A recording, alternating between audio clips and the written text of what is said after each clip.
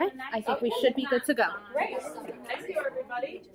Calling to order the March 24th, 2026 Special Education, Support Services, and Wellness Committee.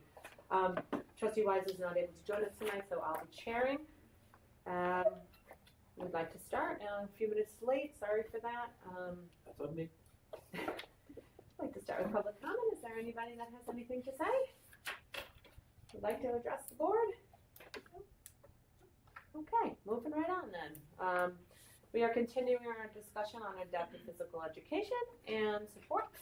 So, which one of you guys is starting? Yeah, I mean, maybe we can make this more like a discussion because we do have information to follow up on what was discussed last time. And we can start with the numbers. So last time we talked about the number of classes in each building, the number of teachers who are assigned to adapted PE classes, and the number of students in each building who are currently recommended for adapted PE. Great. I don't think that this will come as much of a surprise. It reflects what we discussed last week. There are classes at KES that support our students who are in the PACE program, and there's 2 teachers assigned to those classes, and about 27 students who are supported in those PE classes. And at Kent Primary School at this moment, there are not any APE classes or students recommended for it, therefore no teachers who are assigned to it. Same with Matthew Patterson this year. At George Fisher, we have 1 APE class. We have 2 teachers who are assigned to the class, and there are 12 students in the class. And for the high school, we have 2 APE classes, 1 teacher, and 11 students. Great. So that hopefully helps quantify some of In the KES, is that because there's specific type of classes? Like, what would make up for that many students in one elementary school versus the other 2? 2. Yeah, so the APE classes are, these particular ones are mainly for our students who are in the PACE program, and we have 4 sections of PACE at Kent Elementary. And the students,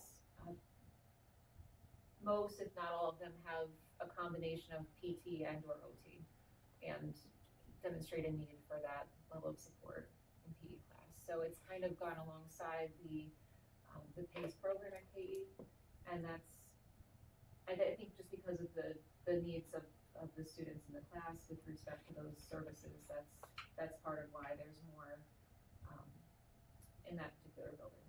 And the PE teachers are just the regular PE teachers that are in that building, right? Or do we have an actual third teacher? Yeah, these are all the teachers who were already assigned to the buildings, and they were, as part of their schedule, assigned to APE classes. Okay, thank you. Sure. Wonderful. And so we have reached out to all of our CSE and sub-CSE chairs to share that we are renewing our focus on adapted PE to make sure that students are receiving the supports that they need and able to access physical education instruction to the maximum extent possible. So as we're going through annual reviews, we're definitely staying in close contact with everyone about that. Do we anticipate needing more sections when we're doing the budgeting, or? At this moment, I don't foresee more sections, but I think that there could be a reallocation of the classes and the staff that we already have. I think that there will be some more differentiation in certain PE classes, even if it's not technically an adaptive PE class. Our new interim athletic director has been very helpful and supportive of trying to figure out how we can schedule those things. But at this moment, I have not heard of a need for any more sections, just reallocation of schedules and the staff. So, Is the drop off in the schools due to children then being sourced out to other schools as the? So I would say that, or that they reach a point where they might not need it as much. There are some students who are out of district, who once were in district and receive adaptive PE at their out of district program. And that does account for some, but I'm not sure if that's the main reason for the decrease. Yeah, But it's a good so I was question. like 27 to 12, Yeah. then once you got to George Fisher Middle School is a steep drop. I know some kids might retain in an extra year in PACE, which could also account for it, That's but, So many many of of children learning through play. yeah, there's not too big of a difference between George Fisher Middle School and CHS, it's really between the elementary school to Are George Fisher Fisher. Middle School and the high school, would you say that these students are also PACE students, or are they are they from all, like, is mostly It is the PACE mostly program? PACE, yeah. So is PACE, I guess a better way to ask that is adaptive PE part of the PACE program, or are there kids in PACE that don't get adaptive PE? That would, I guess, would be the better way to ask. Yeah. Or do all children, because it's part of the program? So at the elementary level, yes. It's part of the program. Yeah. Okay. Yeah.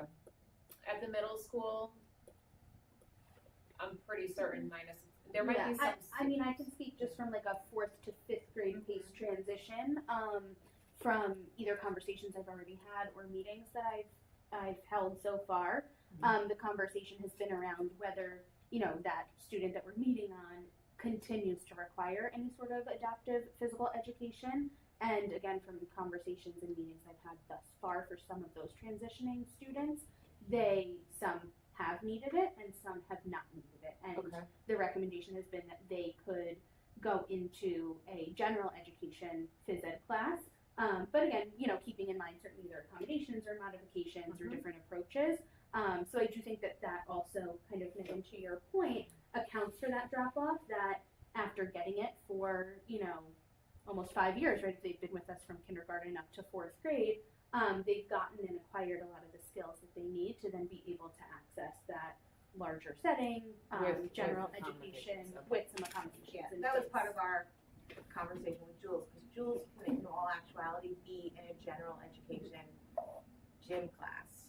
Because the noise, that kind of stuff does not bother her, she's not sensory as far as that. Mhm. But with certain things like the listening aspect, that, and it was recommended she still stay in adaptive. So I've had experiences both in PACE and in special classrooms outside of PACE. I would say in PACE, all specials are adaptive specials embedded in the PACE program. Doesn't even really require anybody in CSE meetings like really even talking about it. Now we've kind of graduated to like a different model classroom where now my son is sort of in this building but in a specialized classroom. And we're very challenged right now because now he's being plucked out of that specialized classroom with 4 kiddos in that and put into regular gym, regular art, regular music. And that I've gotten a chance actually, because you had mentioned this the last meeting, it kind of got my mind spinning a little bit like, yeah, I'd like to hear actually directly from the special teachers what is going on there. And I did get a lot of good information that's going to help us like kind of support Connor better, I think. But I think if you're not in that PACE program, that's where we need to kind of figure out where the kid, like what supports the kids need in all of the specials. So not just gym, but So, probably everything. Yeah, so in any of our, forgive me because I don't have it in front of me, but PACE, is that a 6-1, a 12-1? It could be It's an different 8-1. depending, it's an 8-1? Okay. At the elementary At level. the elementary, so we have 12-1s too in the elementary or no? Yes, Yeah, special no. class. So those special classes, are we looking at a CSE, are we also, like, is there a option for adaptive PE section for those kids too, or no? There is if it's needed, Right. but I thus far have Right. not had a meeting where It's neat. it's been needed. Okay. Mhm. Okay. I mean, there's no option. There's no option for adaptive PE right now in MPES or in KES, right? If I came to you guys and called you today and said like I need my kid in adaptive gym today, there is no option for that right now. So there's not a section, but when there's only one student, we try to do as much as we can to support the individual student. Do you guys expect, based on some of the meetings you're having, that you're going to have that in MPES and KES? this moment, we have, been in conversation with others about this, but we haven't heard of any students. I mean, obviously keeping an You open guys mind. talking to the actual gym teachers? Like, I would possibly talk to the elementary gym teachers, because I did speak to Mr. Conley, and it does sound like there's a need for it. And I know in MPES, I've also heard like a few students, so I do think that you'd get like enough cohort to like make it happen. I'm not sure if parents know necessarily to ask, No. and I think that's like what, Well, I think that's what we kind of talked about last time, that there's gonna be I don't wanna say a push, but a different, Renewed focus. Yeah. a new focus, a new focus, so we should be seeing in all CSE meetings, district-wide, Yeah.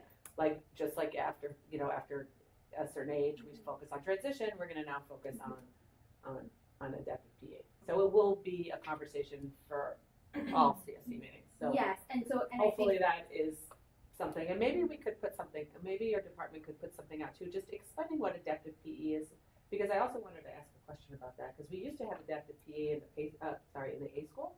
Okay. I don't know if you know that. The A school students used to not participate in general ed, gym. They would do more focused community gym. So they'd go bowling, they'd go hiking, they'd go. So it was adaptive PE. That's what that was. It got taken out, Jody, 7, 8 years ago, 10 years ago, 8 years ago. It was a while, and they have spoken to the board 2, 3 years ago, saying, "Is there a way to put that back in?" And I think doing budgeting. I mean, we have a whole school that's, out of the mainstream for other reasons than having an IEP, but you don't have to have an IEP to be an adaptive gym. So, right, so we could look at that. I would love to see if, I mean, this is, support services. So I would love to see if we could look to see if we could do something like that for those kids again. It was really, they loved it. Yeah, that sounds great. I'm happy to talk to Mr. Baker. I know he wanted to be here this evening, but there was a conflict with various sports. I think they used to go bowling, hiking, and there was one other community thing they did. When I ran my A school, that's how we did the physical Yeah. education. It'd be everything ranging from doing a hike on the AT to going bowling to going to a park. Yeah. Basically, you have to clock a certain number of minutes during the year to count. So when I ran the school, we would literally just clock the minutes for time spent in physical education. And so long as we met those minutes, the kids would be awarded the high school credit. This was for high school. Yeah, it's a It's great. exceedingly expensive because you've got a lot of money being put forth for that. But I think it would be Busing. something that Yeah. is worthwhile, at least for the board to look at when we're budgeting, because it is, I know it used to be like a really, you ran an A school, so I think it was a really great piece of the A school that we used to have and is missing. So if we are looking back to do adaptive physical education district-wide, I'd love for there to be at least a conversation about the A school. And I know we now have an 8th grade A school, so possibly there too. Sure. Do you know if the gym teachers are recommending any of the students who like get breaks or have surgeries or things of that nature for the adaptive gyms too? Like I can think back just to like one of my kids, for example, he got a break during gym and he wasn't allowed to participate within gym prettier time, but was not allowed to participate within gym, and they kind of just had him helping move supplies around, and that's what he did for gym. I don't think that they even knew that this was an option for him. I certainly did not. Okay.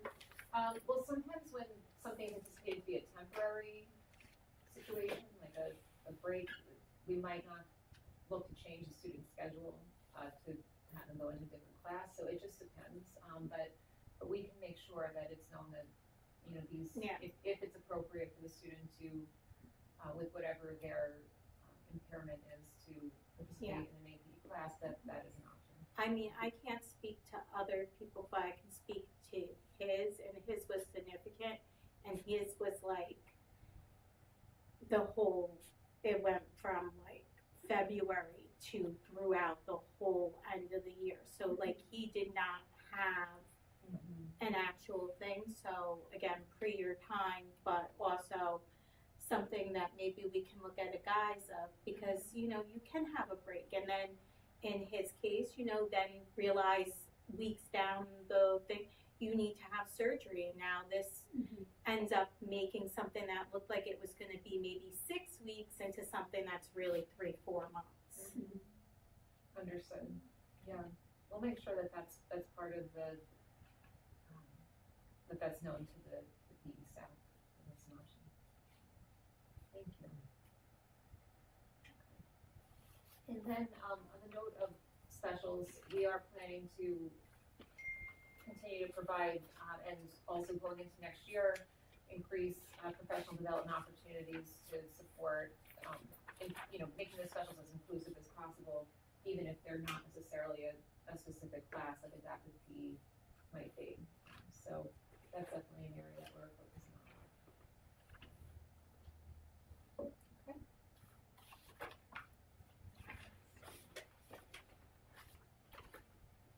Sensory supports, we are continuing to gather the information about our inventory at each building. Thanks to SEPTO, there is quite a bit more than there used to be at the elementary levels. So we're, besides our partnership with SEPTO, we are also working to make sure that that's expanded upon. When we went on our building tours this year, there were some schools that had dedicated sensory rooms and some that we were discussing possibly having, and some that they were. So could you tell us where the status is of sensory rooms in each building? Yeah, I know that Mr. Boardman's been very involved with that. So maybe we can have him talk to us about that. Great. Let's have him come next meeting. Which schools have sensory rooms?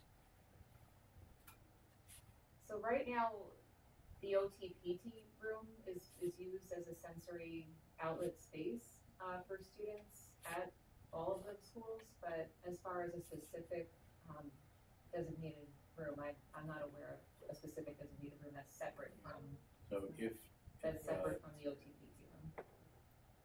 if Gorman's going to come, I would also like to hear how the sensory spaces are currently utilized, frequency. Understood. So like when students go to the OTPT room for a sensory outlet, like how often that's happening? Yeah, because obviously if there's a high frequency use, it's something that should command more of our attention. Yeah, and I guess also I would look at it as we're going to have students that are mandated on IEPs and 504s for sensory intervention, but then we're also going to have kiddos. Is it this building? No. I think it's Matthew Patterson. There used to be a teacher there that did a sensory program every morning.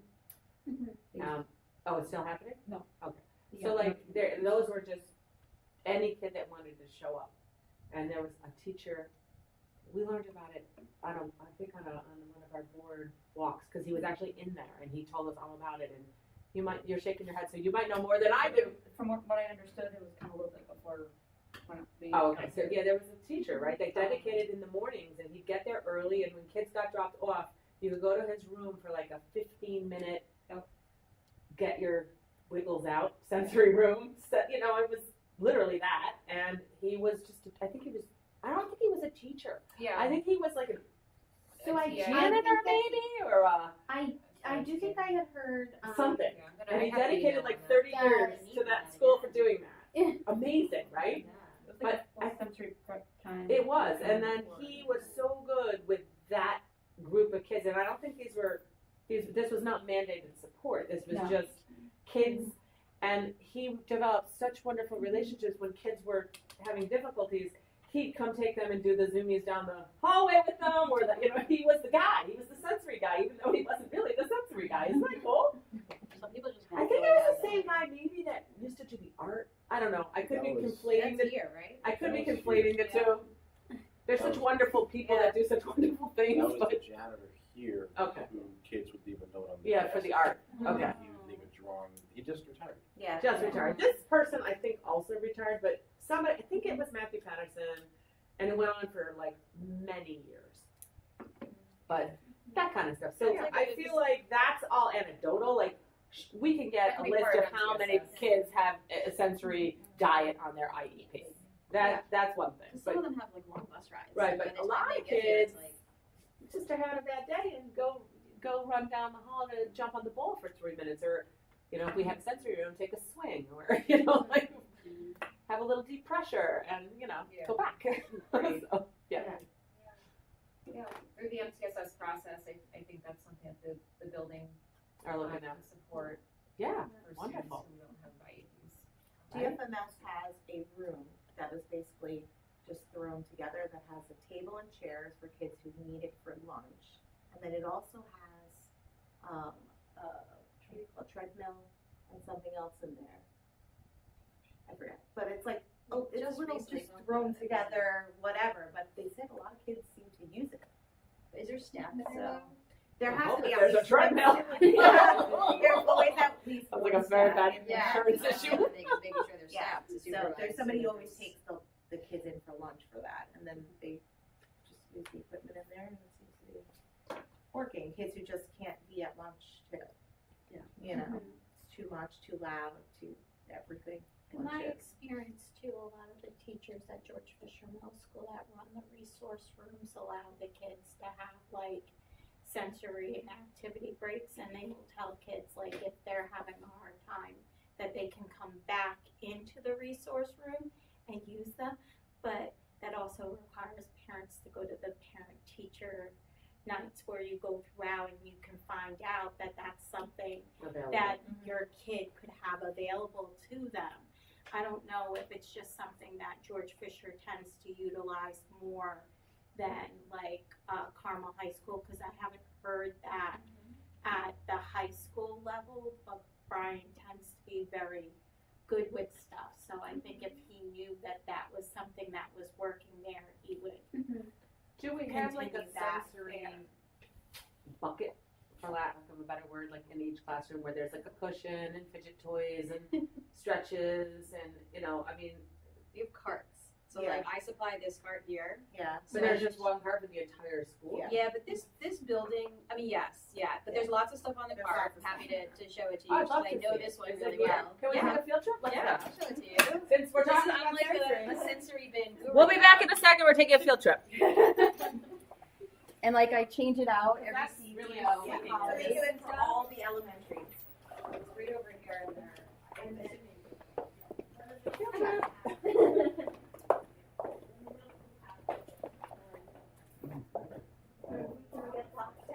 I was, No, we'll be okay. I was like right here.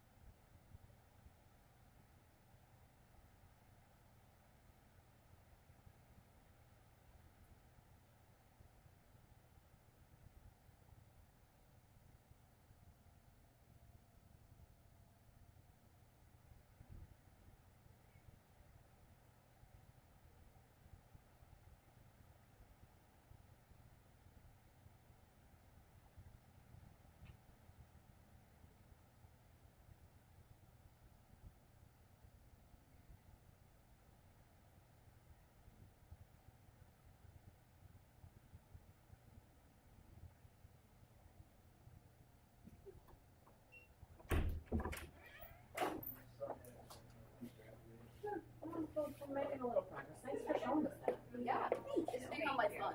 That is fun. And So so he got his undergrad nice last and year, so utilized. so he's finishing up with his master's. Jordan goes out in the hallway and does So does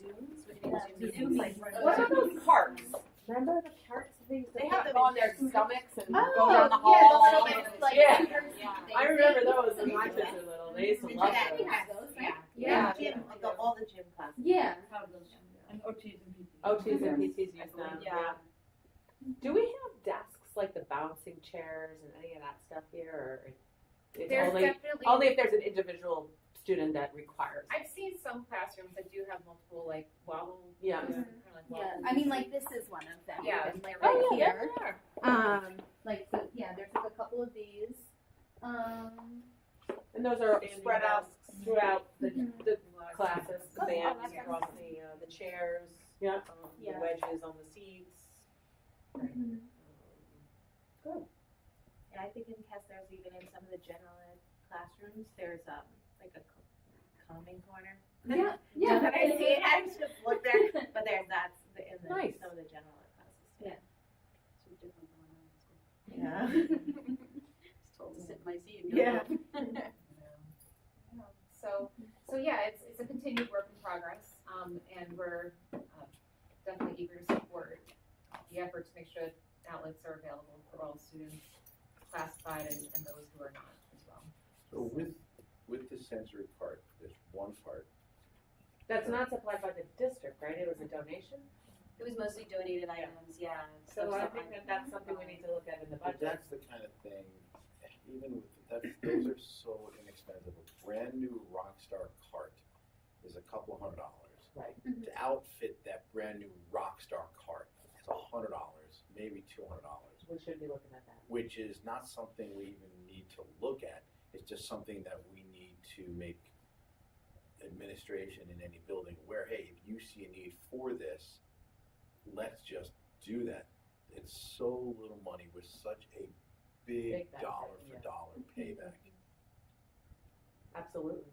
I would think that some of this would also, I think, I remember when I was in my classroom, it would come out of my budget, my classroom budget, so I wonder if that's where some of these things We also have are. approved a lot of requests for items, but as far as having a similar set of items across the buildings, that's something that we can work with the building principals on. I think that would be terrific if we had something that, is the same in every school, a couple of them, and if they're, I think Jordy's point is well taken, if it's utilized. I mean, like, it's wonderful that one teacher's utilizing that, but from that data, I would say that teacher needs one in their room, right? That's what I would get from that data. But But then we need to have it in case another, and does every teacher know they can utilize it? But Like, does- there's so many questions I don't know. But does the teacher want to store it in their room? Oh, Because yeah, I rooms don't know have about that. limited Space, Mhm. so it really winds up, these are questions that, The principals need to answer, right? no, the teachers Teachers? need to answer. And- Because, And we have had conversations, I know that it is her preference to have it where it is. yeah, I think also maybe it's a distraction to kids, or, they're like throwing sand They everywhere. want while it, she's- they want to use it more Yeah. often. At certain Yeah. times. out of sight, out of mind. Great. But we will follow up on that. I would just hate for something like the cart, suppose now you have two teachers who would like to use the cart concurrently for them, and they would figure out they're grown-ups, but it's so little money to have to figure that out at all. Oh my, I'll chip in $50. Like, can we just get the cart if someone else wants it? Yeah. We Everyone's really, great at Hobby Lobby. Yeah, spend a lot of time in Hobby Lobby. But, those sensory bins are not cheap. Like, they are, no, when you filling them with all this stuff, it It ends adds up up. really adding it up. So adds up. careful budget-wise. But I mean, it's something that is, I think what Jordy's point too is, it's not thousands and thousands of dollars, right? But the benefit to kids is huge, right? And if it's wonderful that you guys are donating it, thank you so much for that. But maybe if it was being provided right by the district, maybe you guys would have like a PD on it, and people would learn how to use it, and it wouldn't be so like, oh, I don't want that sand in my classroom. It'll be everywhere. Well, here's why we want the sand in the classroom. Here's why we utilize what are they? Those, those things that the kids, that go back and forth and back and forth, back and forth. There's a name for it. It's why we sit on cushions that, you can do this all day long, and because they're getting, sensory input to toes, they're getting sensory input to their fingers, they're getting sensory into their brains, and guess what? All of that's gonna make them better learners, right? So, Right, you know. absolutely. I mean, I remember fighting with a school district, not this one, about a child that had chewing gum on their IEP. And they fought tooth and nail, and then it ended up, they can't deny a child chewing gum, right? And the doctor literally had to write a note that the act of chewing with ADHD actually resets the brain and helps them be better learners. So we'd be done talking about that as an intervention. It's like, it was like, it went on for months. The kid got like, I'm like, it's just a sensory intervention. It's not a big deal. If he starts throwing gum, yes, he could be disciplined like any other child. Yeah. But the act of chewing is a sensory act, right? So why are we talking about this in a CSE meeting, right? It's so silly. My daughter had gum in her Yeah. pica box. Yeah. So it is a pretty standard thing used for kids with pica because it allows them to not And it be and the stressed and eat the paper. and the research under an MRI shows how much it centers the brain, the act of chewing. You know? Which is why they're all seeking that sensory. Yeah, they're mouthing things. Right, yeah. exactly. I do know that the school psychologist here did ask me at the beginning of the year, like, is it okay if I, were to give your son gum during sessions? And I said, yeah, absolutely. Because Wonderful. she does utilize Love that strategy. Yeah. It's a good one. And it's great too for kids as they get older too, even out of elementary school, right? There are so many of those like chewy jewelry things that are great, but when you're in middle school, you don't remember that. Yeah, you it's don't want not people cool, looking right? at you, Right, you know, exactly. so. It's Yeah. a socially appropriate way of getting your sensory input. I love it, you know? Yeah, so continued PD to support new thinking and expanding the toolkit when it comes to this is definitely Wonderful. on the priority list for now and the upcoming school year. Excellent. The board is here to support that. Thank you. All right, I'm gonna give it one more open session, and then if there's nothing else, we are gonna recess a little early. Don't forget about Best Buddies Walk. Yes, Mhm. that's gonna be great.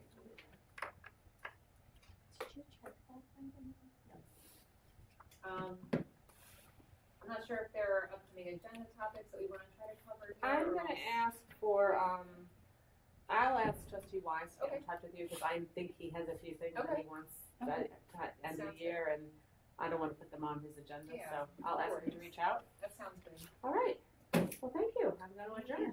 Thank you. Thank you. All right. Everything all right?